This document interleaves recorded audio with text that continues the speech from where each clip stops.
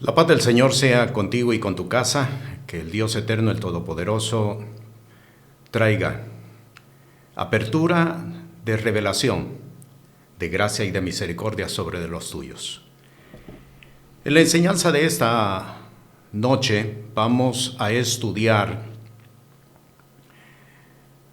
el tema acerca de la apostasía manifestada en doctrinas. Estamos tomando como base la parábola del trigo y de la cizaña que aparece en Mateo capítulo 13. La cizaña parece trigo. La apostasía parece verdadera, pero no es verdadera. Igual que la cizaña, cuando crece, sencillamente es una planta que ocupó espacio, pero que su fin es el horno de fuego.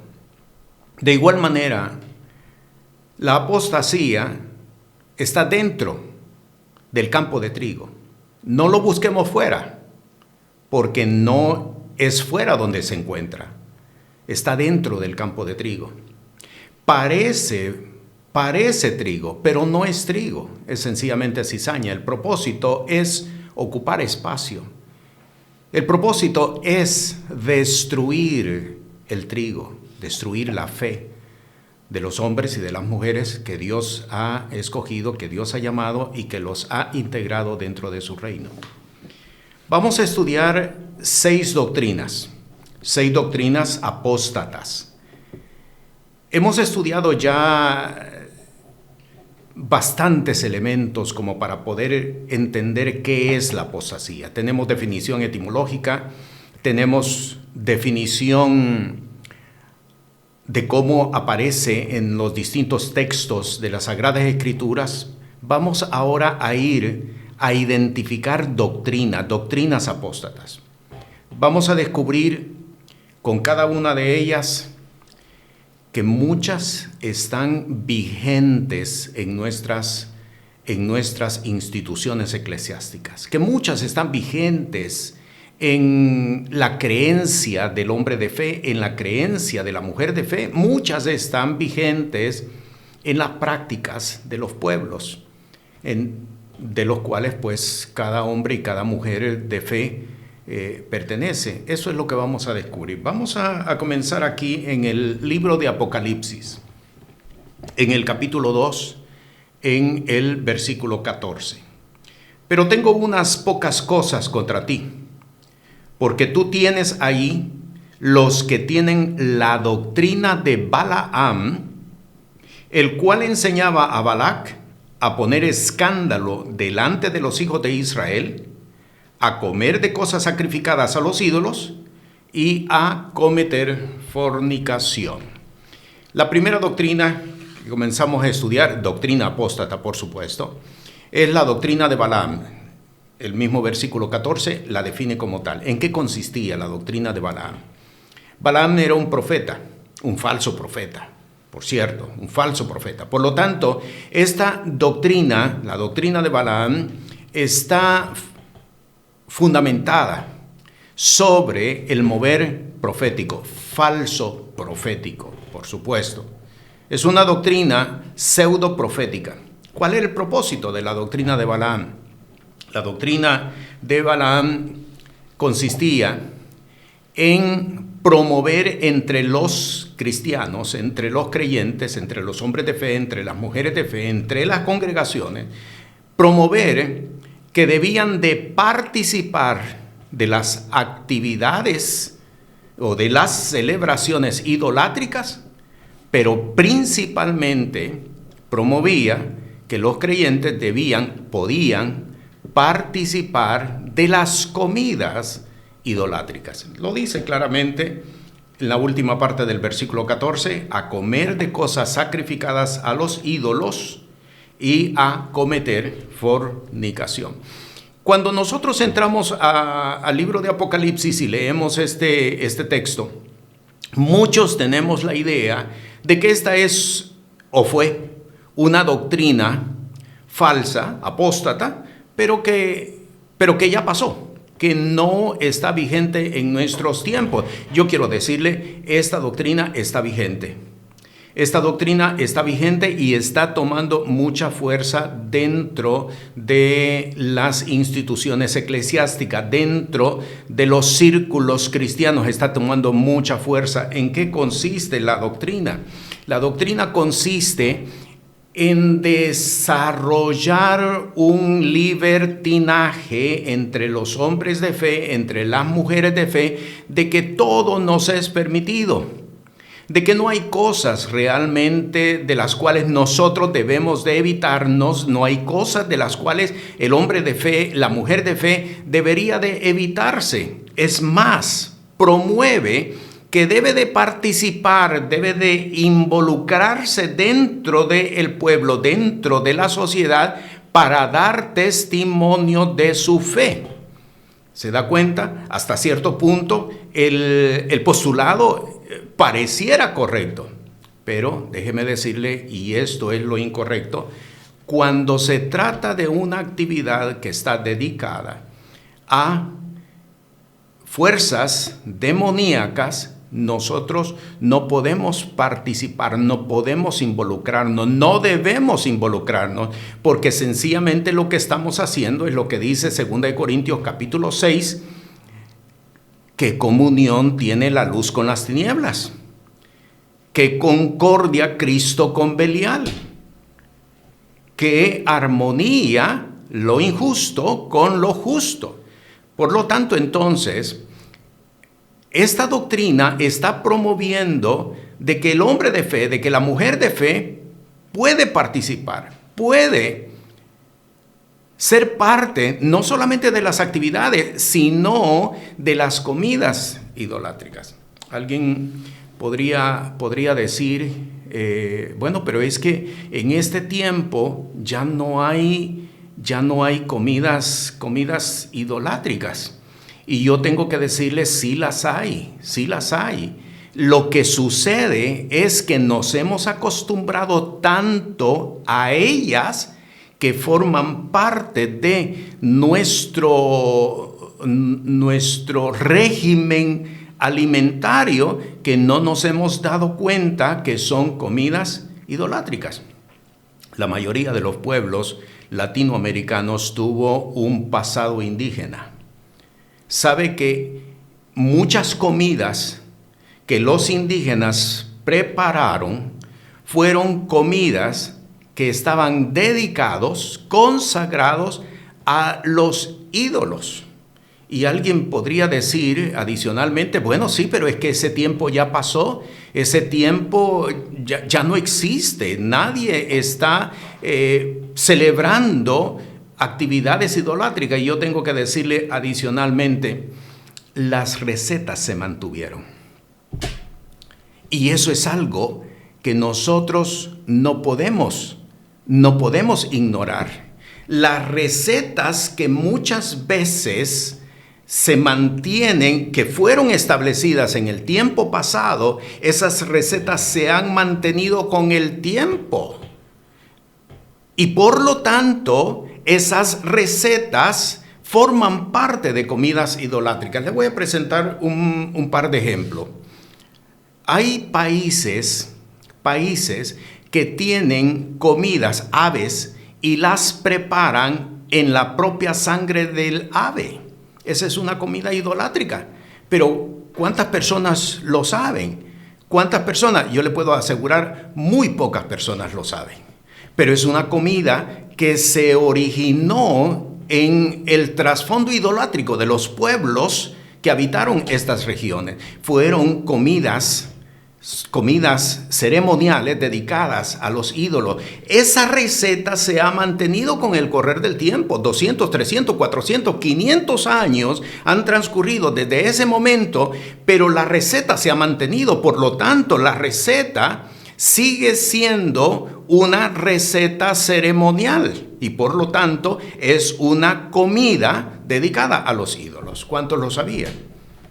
Y yo puedo decirle, muy pocas personas lo sabían, pero están siendo partícipes de comidas dedicadas a los ídolos. En el Antiguo Testamento hay un ejemplo que las mismas Sagradas Escrituras presentan. Es una comida ceremonial.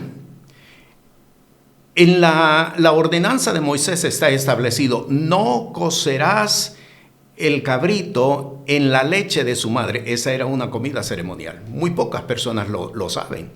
Pero el Señor está estableciendo de que hay recetas que se han mantenido con el correr del tiempo, que fueron originadas en comidas ceremoniales, en comidas dedicadas a los ídolos, y que se han mantenido. Los ídolos de seguro desaparecieron. Fueron sustituidos por otros ídolos, fueron sustituidos por otras celebraciones, pero las recetas todavía mantienen una vigencia.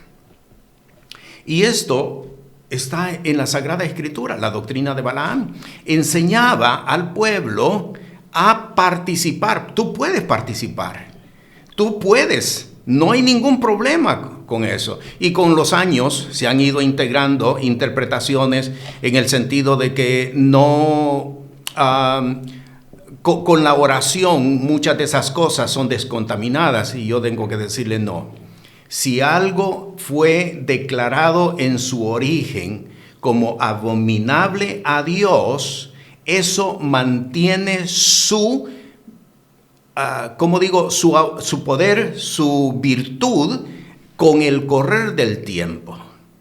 Y el hecho de que se haga conforme a esa receta, se vuelven a traer a memoria aquellas celebraciones. En Hechos de los Apóstoles, en el capítulo 21, quiero leerle en el versículo 25, precisamente al respecto de esto. Vean lo que dice el versículo 25, capítulo 21. Pero cuanto a los que de los gentiles han creído, nosotros hemos escrito haberse acordado que no guarden nada de esto. Los ancianos de la iglesia de Jerusalén están escribiendo a los gentiles que no están obligados a someterse a los rigores de la ley. Pero, sigo leyendo, solamente que se abstengan de lo que fue sacrificado a los ídolos, y de sangre, y de ahogado, y de fornicación. Si usted revisa nuevamente a la luz de esta palabra, Apocalipsis 2:14, se va a dar cuenta que es exactamente lo mismo. ¿Qué quiere decir entonces?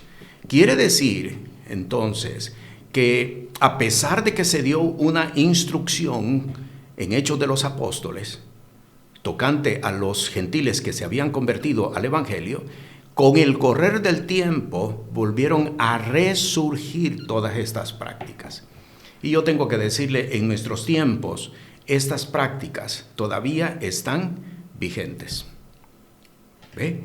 Por eso es importante que nosotros podamos entender e identificar dónde está presente en nuestro entorno, en nuestro ambiente, dónde está presente la doctrina de Balaam. ¿Por qué? Porque, repito, es una doctrina que todavía tiene vigencia. Voy al versículo 15 para revisar la segunda doctrina. Así también tú tienes a los que tienen la doctrina de los nicolaitas, la cual yo aborrezco. La doctrina de los nicolaitas. Dos doctrinas. Segunda doctrina. ¿En qué consistía la doctrina de los nicolaitas? Para empezar, déjeme decirle lo siguiente. Nosotros tenemos, la gran mayoría de los hombres y mujeres de fe, tenemos una idea bastante vaga de lo que es nicolaitas. Cuando buscamos en alguna fuente, inclusive diccionarios bíblicos, concordancias, etcétera, nos describen que los nicolaitas eran los discípulos o seguidores de Nicolás, haciendo referencia a uno de los diáconos que se mencionan en Hechos de los Apóstoles. Los nicolaitas no eran los seguidores ni los discípulos de Nicolás. Esa es una falsa interpretación que se ha dado. Nicolaitas viene de una palabra compuesta, palabra griega, una palabra compuesta por dos términos. La primera parte del término es Niki. Nike, que usted la conoce porque está vigente esa palabra todavía en nuestros tiempos, solamente que la conocemos bajo el nombre de Nike. Esa palabra está haciendo referencia a una deidad, a una diosa pagana, la diosa de la victoria.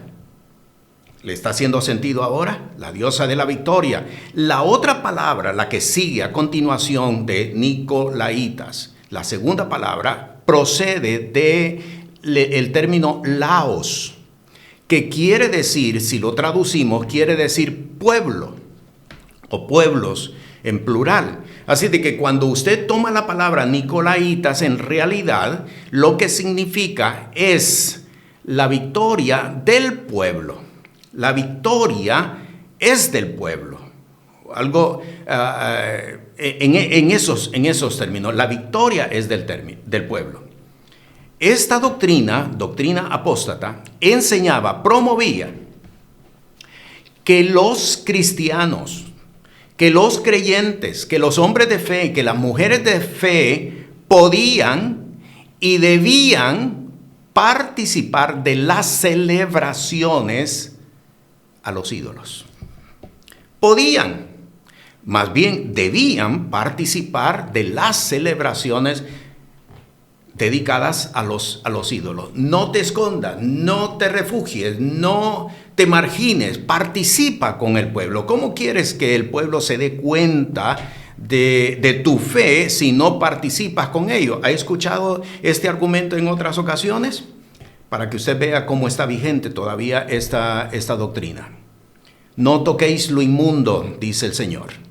Eso lo encuentra en el Antiguo Testamento, lo encuentra también en 2 Corintios capítulo 6. No toquéis lo inmundo, salid en medio de ellos, no toquéis lo inmundo y yo os recibiré.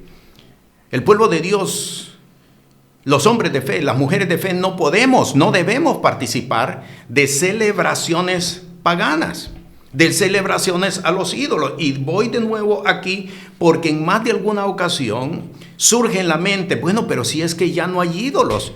¿Por qué? Porque muchos tienen la idea de que solamente los ídolos están dentro de las edificaciones católicas, que solamente allí hay ídolos. Y yo te tengo que decir, no, los ídolos están presentes en todos los ambientes, en la sociedad, en el comercio, en todos los ambientes. Lo que sucede es que no los hemos identificado, o más bien no los queremos identificar como tales.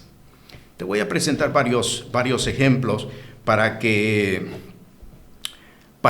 nosotros podamos identificar. Hay ídolos y hay celebraciones a los ídolos en los cuales cada uno de los hombres de fe están invitados a participar.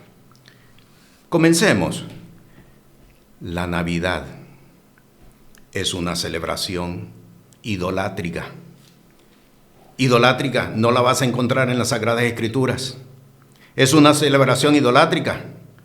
¿Y cuántos hombres de fe y cuántas congregaciones participan de esta celebración? ¿Cuántas? Puedo decirle, inclusive, hay quienes se molestan, hablando de hombres de fe, hablando de mujeres de fe, se molestan porque hay quienes no quieren celebrar la Navidad. Es una celebración pagana. Te menciono otros nombres. Reyes, el 6 de enero. Es una celebración pagana, pero sin embargo, muchos hemos participado e involucrado en ella, pese a que hemos tenido conocimiento de que eso no se debe hacer. De lo cual debemos nosotros de arrepentirnos por haber sido partícipes de esas actividades. Te voy a mencionar otros nombres para que podamos ver que todavía las celebraciones idolátricas están presentes y muchas de ellas están vivas dentro de las congregaciones de fe. A muchos no les gusta escuchar esto, pero si realmente tenemos el propósito y el compromiso de hacer la voluntad de Dios, tenemos que limpiarnos de todas estas celebraciones. Nicolaitas, son celebraciones nicolaitas. Te voy a mencionar otra, 14 de febrero. ¿Cuántos ministros inclusive toman tiempo para formar parte de esas celebraciones? En los últimos años están tratando de cambiarle nombre. Ya no le llaman como le llamaban hace 10 años atrás. Le han cambiado el nombre, pero el fundamento sigue siendo el mismo. Es una actividad idolátrica dedicada a un dios mitológico. A un dios mitológico. ¿Están presentes los nicolaitas en nuestro tiempo? Y yo te tengo que decir, sí, están presentes. Lo que sucede es que cuando nos hemos involucrado en esas actividades y hemos participado de ellas, hemos hecho alianza con las tinieblas y muchos hombres de fe no han entrado en liberación y muchas mujeres de fe no han entrado en liberación. Te voy a mencionar otras actividades en Puerto Rico. Yo denuncio las fiestas de la calle de San Sebastián. Fiestas idolátricas, fiestas nicolaitas. ¿Sabe cuánta gente de la iglesia ha participado en esas actividades? Llevando sus cánticos, sus coros dentro de ellas, nicolaita. No estamos hablando de una doctrina histórica, de una doctrina que estuvo pero ya no está. Estamos hablando de una realidad idolátrica presente en nuestros tiempos. Y muchos no lo hemos visto precisamente porque todavía nuestros ojos están vendados. Porque no podemos ver la revelación de Dios o no queremos ver la revelación de Dios. Porque muchos hemos hecho alianza con las tinieblas, de lo cual necesitamos cada uno de nosotros entrar en liberación. Nicolaitas, la doctrina de los nicolaitas, ¿está presente? Sí, está muy presente todavía en nuestros ambientes. Quiero seguirte mencionando más ejemplos. Las iglesias inclusivas, que realmente no deberíamos de hablar de iglesias, porque la iglesia pertenece al cuerpo de Cristo. Pero ¿cuántas iglesias que se presentan como iglesias se definen como iglesias inclusivas? Donde permiten, donde toleran la vida homosexual y lésbica, permiten al homosexual que ingrese sin proponerle cambios, sin exigirle un cambio. ¿Cómo es posible que un hombre venga a Cristo y no entre en cambios en su vida? Eso no es doctrina del Evangelio. Porque ¿no es acaso la palabra del Señor, arrepentíos, porque el reino de los cielos ha llegado? Si un hombre con un trasfondo pecaminoso, si una mujer con un trasfondo pecaminoso forma parte de una iglesia, pero no se promueve a un cambio, realmente eso no es iglesia del Señor. Es apostasía. ¿Lo estás viendo? ¿Hay apostasía en nuestros medios? Sí, las hay. Las hay y están vigentes. Están tomando fuerza. Iglesias inclusive que están ordenando ministros homosexuales, que están ordenando como ministros a mujeres lésbicas. Iglesias como la católica, tengo que denunciarlo. Iglesias como la católica, iglesias como la luterana, presbiteriana, metodista, tengo que denunciarlo. ¿Por qué? Porque la palabra del Señor lo establece. Hijo del hombre, ¿no has visto lo que estos hacen en secreto? ¿Cómo va a establecerse juicio de Dios sobre estos lugares si nosotros no hemos sido capaces de poder denunciar estas doctrinas. La doctrina de los nicolaitas. Hay otra doctrina, y vamos a ir al Antiguo Testamento, al libro de Deuteronomio, en el capítulo 17. Quiero leer los versículos desde el 2 al 4, porque aquí hay otra doctrina. Repito, aunque se presenta como una doctrina histórica, esta doctrina está vigente en nuestro tiempo. Versículo 2, cuando se hallare entre ti en alguna de tus ciudades que Jehová tu Dios te da, hombre o mujer, que haya hecho mal en ojos de Jehová tu Dios, traspasando su pacto, que hubiere ido y servido a dioses ajenos, y se hubiere inclinado a ellos, ya sea al sol, ya sea a la luna, o a todo el ejército del cielo, lo cual yo no he mandado, y te fuere dado aviso, y después que oyereis y hubierais indagado bien la cosa, pareciera ser verdad, que tal abominación ha sido hecha en Israel, el versículo 5 declara, has de apedrearlos. ¿A qué doctrina nos estamos refiriendo? Estamos hablando de la doctrina de la adoración a las huestes celestiales. Entre esta doctrina está los que practican, los que revisan el horóscopo. Adoración a los astros, dependencia de los astros. Quiero leer otros textos, porque esto es importante que nosotros lo conozcamos plenamente, lo denunciemos y establezcamos el valor apóstata que esta doctrina tiene. En el libro de Sofonías, en el capítulo 1, quiero leer el versículo 4 y el versículo 5. Y extenderé mi mano sobre Judá y sobre todos los moradores de Jerusalén, y exterminaré de este lugar el remanente de Baal y el nombre de los Chemarín con los sacerdotes. Observe, versículo 5. Y a los que se inclinan sobre los terrados al ejército del cielo, y a los que se inclinan jurando por Jehová y jurando por su rey. La doctrina de la adoración idolátrica a los astros, la astrología.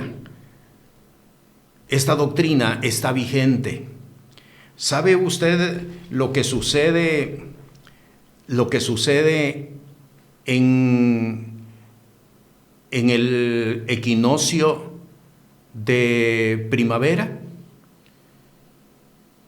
En los meses de marzo, aproximadamente el 22 o 23 de marzo, culto a los astros. Lo mismo sucede en el solsticio de invierno, en el mes de diciembre. Hay cultos a los astros. Y muchas personas forman parte de estas costumbres. Muchas personas, entre ellas, por supuesto, personas que tienen o han tenido un fundamento cristiano. No podemos nosotros depender del sol ni de la luna, ni establecer adoración por ellos, ni marcar mucho menos nuestras actividades por ellos. ¿Por qué? Porque nos estamos sumando a esta doctrina idolátrica, a esta doctrina apóstata de reconocer la influencia espiritual de los astros. Dentro de esta doctrina quiero mencionar que está también presente la invocación de los ángeles. La invocación de los ángeles. En ningún hogar creyente, en ningún hogar cristiano deben de encontrarse objetos con figuras al sol, con figuras a la luna, con figuras a eclipses, con figuras de los ángeles, en ningún hogar creyente debe de encontrarse esto. ¿Por qué? Porque nos estamos sumando a actividades apóstatas, estamos estableciendo apostasía en nuestros hogares. No te sorprenda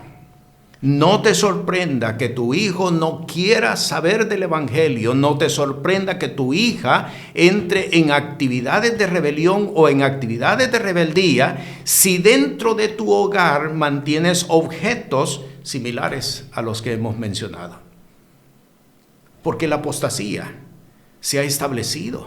Hemos establecido apostasía dentro de nuestros hogares. Hemos revisado tres doctrinas históricas, pero que todavía tienen vigencia en nuestro tiempo. Tienen todavía una preeminencia en nuestros tiempos. Debemos de revisar. El hombre de fe, la mujer de fe debe de revisar qué recetas estamos nosotros cocinando, alimentos que estén cocinándose. ¿Qué receta? Hay que revisarlo. ¿Por qué? Porque pudiéramos estar formando parte de una doctrina, de la doctrina de Balaam, formando parte de la doctrina de los nicolaitas y nosotros no saberlos. Pero el Espíritu de Dios está abriendo los ojos, está abriendo los oídos, está abriendo el corazón para que podamos entender si algo de esto todavía prevalece en nuestras vidas, que nosotros lo podamos sacar. Voy a pasar a otro texto. Todavía hay un texto que quiero leer con respecto a esta doctrina de la adoración a los astros. Esa se encuentra en Ezequiel capítulo 8, versículo 15 y versículo 16. Luego me dijo, versículo 15, ¿no ves, hijo del hombre? Vuélvete aún, verás abominaciones mayores que estas. Y me metió en el atrio de adentro de la casa de Jehová. Y he aquí junto a la entrada del templo de Jehová, entre la entrada y el altar, como 25 varones, sus espaldas vueltas al templo de Jehová y sus rostros al oriente, y se encorvaban al nacimiento del sol. Adoración a los astros. ¿Cuántas de estas costumbres puedan estar prevaleciendo? ¿A la salida del sol o a la puesta del sol? Que puede ser también similar. Muchas personas hemos incurrido en estas prácticas, de lo cual debemos nosotros de arrepentirnos, porque de lo contrario, los derechos legales que le hemos entregado a las tinieblas todavía prevalecen y tienen control sobre nuestra vida, sobre nuestra salud, sobre nuestras finanzas y sobre, pudiera ser, nuestros ministerios. Por eso es importante todo esto que estamos estudiando. Es bien importante para sacar completamente de nuestros entornos, sacar todo esto que se originó en alguna de estas doctrinas. Ahora sí, voy a señalar la cuarta doctrina y quiero ir a la primera epístola del apóstol Pablo, segunda epístola en el capítulo 2, en el versículo 18. Dice que se han descaminado de la verdad, diciendo que la resurrección es ya hecha, y trastornan la fe de algunos. Esta cuarta doctrina es una doctrina que ya estaba, como usted lo puede ver, porque Pablo la está mencionando, solamente que no la menciona por nombre como la conocemos hoy en día, pero es una doctrina que ha cobrado mucha fuerza en este último tiempo. ¿A cuál doctrina me estoy refiriendo? A la doctrina del preterismo. Lo repito y escúchelo bien, la doctrina del preterismo. ¿En qué consiste esta doctrina? Esta doctrina consiste en asegurar que las palabras de Apocalipsis y las palabras de Mateo capítulo 24 ya se cumplieron. El preterismo enseña que con respecto a la venida de Jesús no es un evento futuro, es un evento que ya pasó. Así lo presentan, ya sucedió, ya pasó.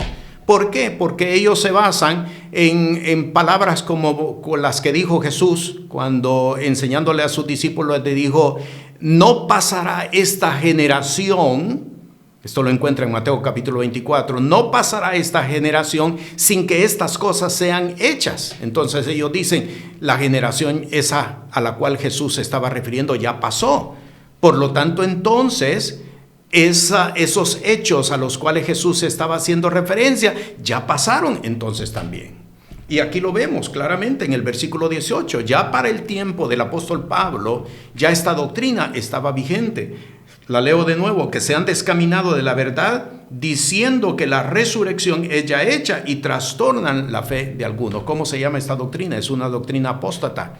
Se llama preterismo. Yo he visto, hermanos, yo he visto ministros que comenzaron a declarar esta doctrina, que comenzaron a proclamar esta doctrina, ya no están, porque es una doctrina apóstata.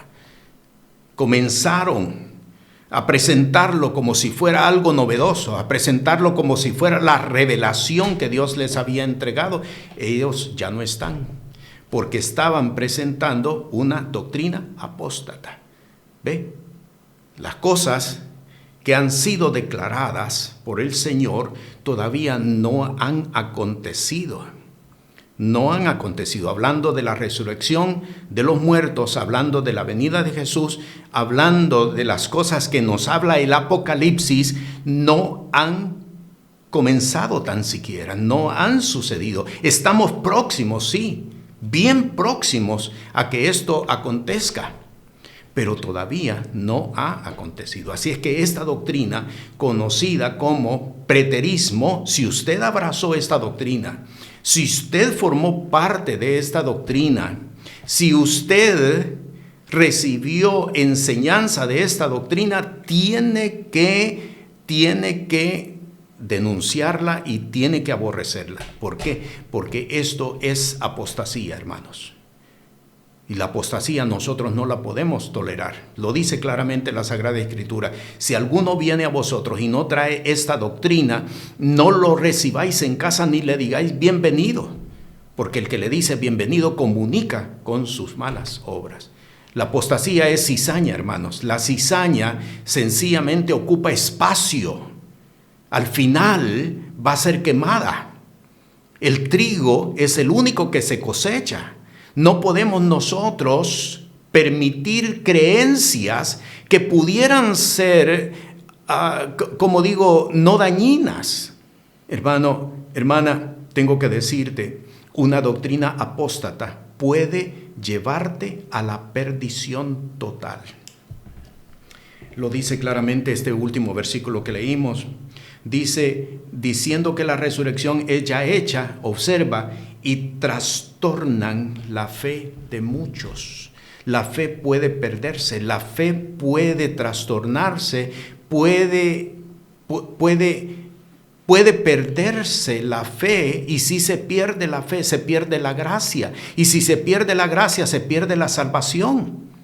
¿Por qué? Porque dice que no es por obras, sino por fe, para que nadie se gloríe.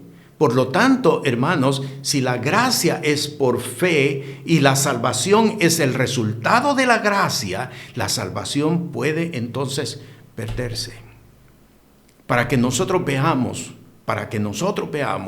que abrazar una doctrina apóstata puede llevar a perdición a muchas personas. Quiero ir a la quinta doctrina apóstata. Y esta es una doctrina que se ha arraigado mucho dentro de las congregaciones actuales. ¿A qué me estoy refiriendo? Me estoy refiriendo a la doctrina del arrebatamiento pretribulacional. ¿En qué consiste esta doctrina? Esta doctrina, repito, se ha arraigado mucho y muchas personas están viviendo por esta doctrina. Esta doctrina lo que establece es que la iglesia va a ser levantada. Algunos dicen 3 años y medio, otros dicen 7 años. Hay una diferencia entre unos y otros, pero el conocimiento o el factor común es la aseveración de que la iglesia va a ser levantada antes de la tribulación y que descenderá juntamente con Jesús a su venida. Esta doctrina no está establecida en la palabra de Dios y se lo quiero mostrar. Quiero llevarlo a Mateo capítulo 24. Voy a darle varios versículos para que usted vea. Esto no es doctrina de hombres, esto es doctrina establecida en la palabra de Dios. El levantamiento, el arrebatamiento de la iglesia no es antes de la venida de Jesús. El arrebatamiento de la iglesia es a la venida de Jesús. Son dos eventos simultáneos. Jesús viene y la iglesia es levantada. No es levantada antes, y se lo voy a mostrar por la palabra. Mateo capítulo 24, versículo 29 y versículo 30. Y luego, después de la aflicción de aquellos días, se da cuenta, no es levantada antes de la tribulación. La iglesia no es levantada antes de la tribulación. La iglesia pasa la tribulación. Versículo 29. Después de la aflicción de aquellos días, el sol se oscurecerá y la luna no dará su lumbre y las estrellas caerán del cielo y las virtudes de los cielos serán conmovidas. Ahora ponga atención al versículo 30. Entonces se mostrará la señal del Hijo del Hombre en el cielo y entonces lamentarán todas las tribus de la tierra. Para que usted vea, esto es algo visible. Todo ojo le verá. No es algo escondido. No es que viene Jesús de incógnito, invisible, a levantar su iglesia. Aquí usted lo está viendo. La señal del Hijo del Hombre en el cielo, y entonces lamentarán todas las tribus de la tierra y verán al Hijo del Hombre que vendrá sobre las nubes del cielo con grande poder y gloria. Vea el versículo 31. Y enviará a sus ángeles con gran voz de trompeta y juntarán sus escogidos de los 4 vientos de un cabo del cielo hasta el otro. La venida de Jesús y el arrebatamiento o levantamiento de la iglesia son 2 eventos simultáneos, no es antes. Pero esta doctrina se ha arraigado tanto, y el problema es, y por eso es apóstata, el problema es que no está preparando a los hombres de Dios para enfrentar la tribulación, no está preparando a las mujeres de Dios para enfrentar la tribulación. Muchos están viendo, los tiempos son difíciles, se pondrán peores, y muchos lo que están diciendo es, ¿qué importa? Ya no voy a estar para cuando sea ese momento. Hombres de Dios que no se están preparando adecuadamente, mujeres de Dios que no se están preparando adecuadamente. Por lo tanto, entonces, cuando se levante una persecución en contra de la iglesia, muchos no podrán, óigame bien esto, muchos no podrán resistir la persecución. Y por lo tanto, van a negar su fe. Quiero leerle otro texto. Vaya por favor a segunda de Tesalonicenses, segunda epístola del apóstol Pablo a los tesalonicenses, porque esto es importante que nosotros lo entendamos y podamos caminar conforme a lo que la palabra dice, no conforme a la doctrina que te presentaron en la iglesia donde estás asistiendo. ¿Por qué? Porque es una doctrina apóstata. Vea lo que dice el versículo 1, capítulo 2. Empero os rogamos, hermanos, óigame bien, en cuanto a la venida de nuestro Señor Jesús, el Cristo, y nuestro recogimiento a Él. Vea bien que los 2 eventos se están presentando simultáneos, no son 2 eventos separados. Unos dicen 3 años y medio, otros dicen 7 años. No es un evento separado. El levantamiento de la iglesia no es separada a la venida de Jesús. El levantamiento de la iglesia es simultáneo con la venida de Jesús. ¿Se da cuenta? Lo voy a leer de nuevo. Pero rogamos, hermanos, en cuanto a la venida de nuestro Señor Jesús el Cristo y nuestro recogimiento a Él. Ahí están los dos eventos juntos, los dos eventos simultáneos. Quiero presentarle un texto más. Hay muchos textos que nos hablan acerca de esto. Vaya por favor a Primera de Corintios. Primera de Corintios, en el capítulo 15.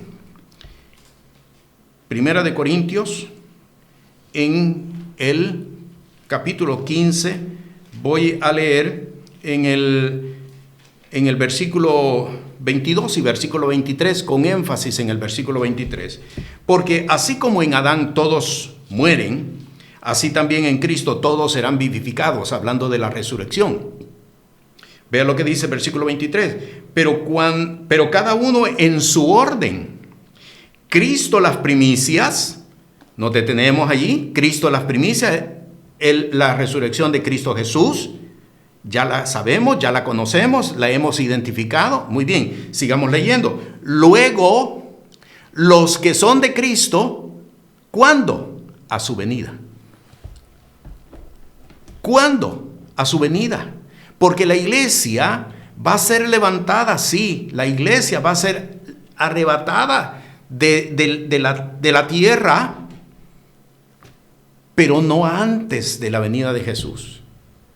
Es a la venida de Jesús, la resurrección de los muertos y la transformación de aquellos que estuviéramos vivos, va a ser a la venida de Jesús. Un texto más, primera de Tesalonicenses, la primera epístola del apóstol Pablo a los Tesalonicenses. Vamos a leer en el capítulo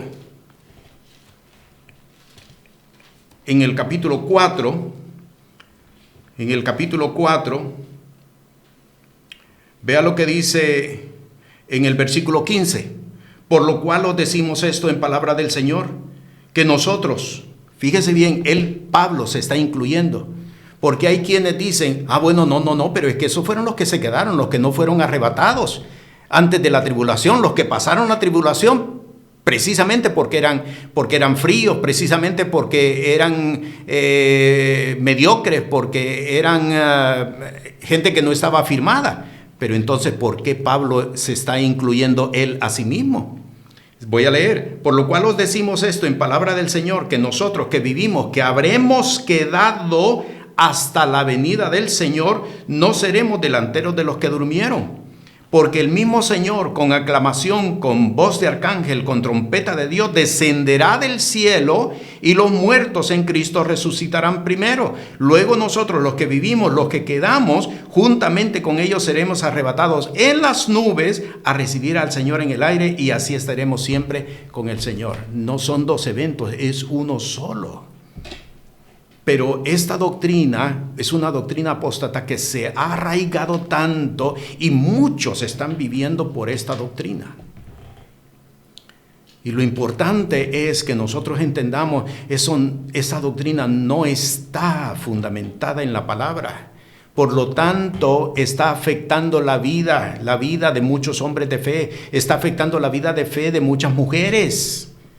Porque no les está preparando, no les está enseñando a prepararse. Hermano, la iglesia pasará por tiempo de tribulación, como está establecido en las Sagradas Escrituras. La tribulación es antes de la venida de Cristo Jesús. Tenemos que prepararnos. Ese es el tiempo donde la iglesia, el hombre de fe, la mujer de fe, vivirá de una manera sobrenatural. Porque no es que vamos a estar abandonados a nuestro destino, a nuestra suerte. No vamos a estar abandonados. Ese es el tiempo donde habrá una operación del Espíritu tan sobrenatural como nunca la ha habido en la historia del hombre.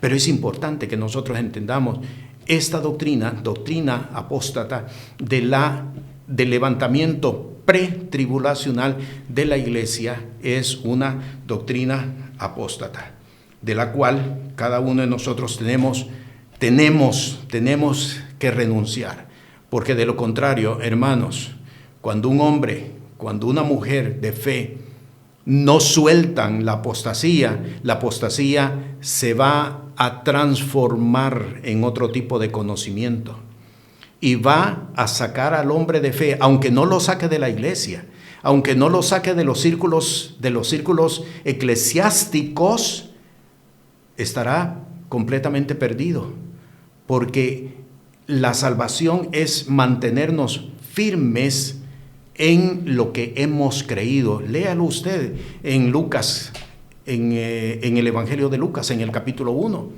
para que sepas la verdad de las cosas que han sido ciertísimas entre nosotros. Allí está la salvación. Bien, la última doctrina,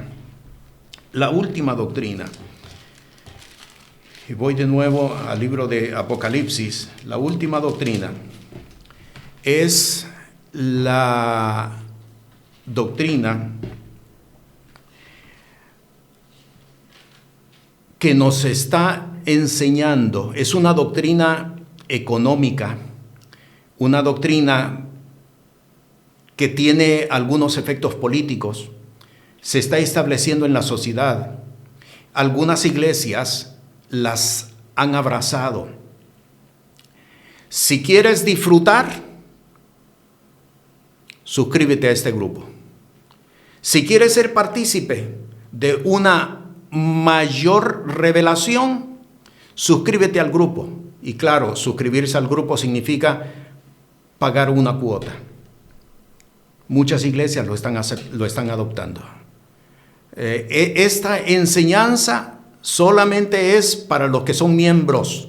Y entiéndase, ser miembro significa pagar una cuota. Esto, hermanos, es lo que eventualmente va a darle forma a lo que aparece en Apocalipsis capítulo 13, en el versículo 17. Que ninguno pudiese comprar o vender, sino el que tuviere la señal o el nombre de la bestia o el número de su nombre.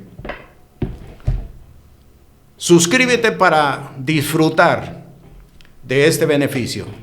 Le digo, esta doctrina se está presentando no solamente dentro de las iglesias la están acogiendo. Es una doctrina, hasta cierto punto, me puedo atrever a decir, es una política económica. Es una política económica. Actualmente se está desarrollando a través de los comercios. ¿Quieres disfrutar de esto? Vuélvete socio, vuélvete un miembro, y entonces podrás optar por ello.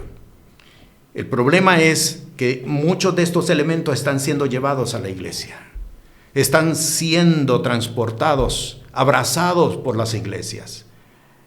Vuélvete un socio, vuélvete un miembro, adquiere nuestra membresía, una cuota mensual, y recibirás todos los beneficios de las enseñanzas. Serás el primero o serás el único de recibir esta enseñanza. Hermano, nosotros no debemos mercadear la palabra, porque eso nos lo enseña precisamente el Señor cuando expulsó a cambistas, cuando expulsó a los vendedores de palomas. No podemos enseñar a negociar con el Señor. Y esto es una doctrina, repito, que está entrando muy sutilmente. Muchos de seguro que no lo habían visto hasta este momento que lo estamos denunciando. Pero, hermano, es importante que entendamos que la apostasía está presente en nuestros tiempos, en nuestra sociedad, en nuestros ambientes eclesiásticos. No lo busquemos fuera, busquémoslo dentro. ¿Por qué? Porque como vimos en la enseñanza de la semana pasada, la apostasía nace en el mismo corazón de la iglesia. Es importante que cada uno de los hombres de fe, que las mujeres de fe, que forman parte de congregaciones, revisen el credo de la iglesia, en qué creen. Porque muchas cosas que las administraciones eclesiásticas están cambiando, muchas veces no se han dicho. Muchas veces no se han dicho. Pero si su congregación tolera, sin exigir cambios, homosexuales o lésbicos, eso no viene de parte de Dios. Eso no viene de parte de Dios. Por lo tanto, lo que está establecido en la palabra, salid de en medio de ellos, pueblo mío, no toquéis lo inmundo, y yo os recibiré. Es importante que cada uno de nosotros seamos conscientes de el ambiente dentro del cual nosotros estamos viviendo y moviéndonos para saber establecer lo que es verdadero y hacer a un lado lo que no viene de parte de Dios. Padre, gracias te doy en esta noche por la palabra que ha sido establecida, por abrir nuestros ojos, por abrir nuestros oídos, por abrir nuestro corazón para poder, Señor, caminar conforme a lo que tú has establecido en tu palabra. Como está escrito, lámpara es a mis pies tu palabra y lumbrera a mi camino. Que ninguno, oh Dios, que sabiendo todo esto camine en error y camine a destrucción. En el nombre de Jesús. Amén. Amén. Te bendigo. La paz del Señor sea contigo y el Dios eterno haga conforme a su gracia y a su misericordia. Amén. Este programa es presentado por el Ministerio Apostólico y Profético Cristo Rey. Puede comunicarse con nosotros por WhatsApp al 1407-653-9700. Sea la paz de Dios sobre su vida.